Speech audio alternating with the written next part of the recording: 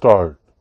Mr. Raj Malhotra, learned senior counsel appearing on behalf of the appellant, would submit that the division bench of the High Court committed a serious error in passing the impugned judgment insofar as it failed to take into consideration the importance of holding a physical test before preparation of the select list. The learned counsel urged that arbitrariness on the part of the selection committee is apparent from the fact that the order of holding tests was pushed to the background.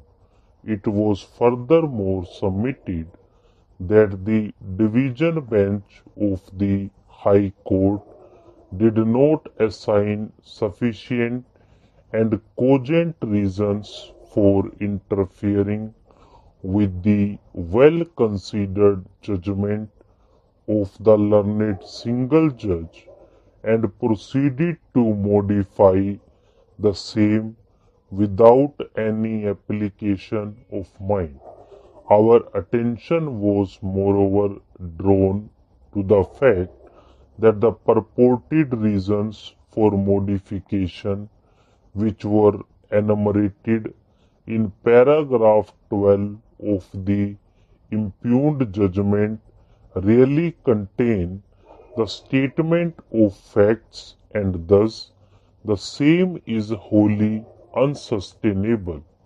Mr. P.K. Goswami, learned senior counsel appearing on behalf of the private respondents, on the other hand, would contend that the appellant, in the facts and circumstances of this case, must be held to be estopped and precluded from raising any contention with regard to the validity or otherwise of the procedure for selection adopted by the selection committee, as he had participated in the selection process without any demur whatsoever.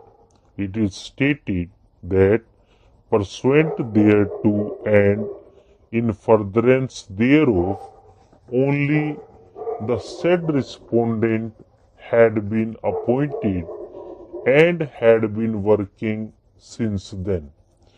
Our attention was furthermore drawn to the fact that against the order of the learned single judge, a writ appeal had been filed by him, which is pending. Indisputably, in the advertisement, the candidates were required not only to qualify in the written test but also the physical ability test. A plain reading of the advertisement clearly goes to show that the interview was to be conducted only after holding of the said two tests. In tune with the said requirements only, the candidates were asked to appear in the written test on 26th April 1998 and in the physical test on 28th April 1998. There cannot, however, be any doubt whatsoever that a selection committee in a given situation may lay down a procedure for the purpose of shortlisting the candidates, but that does not mean that for the said purpose the order of holding a requisite test would be changed. in terms of a decision which was taken on 7th April 1999.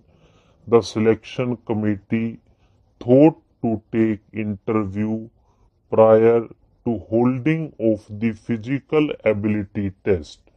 Physical ability test keeping in view the nature of the job required to be performed by the candidates was an extremely important one.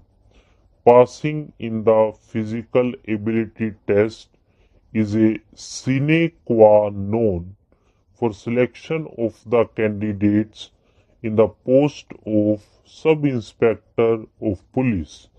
It was indeed a competitive test, and the merit list should have been prepared not only on the basis of the written test and interview but also the physical ability test. Stop.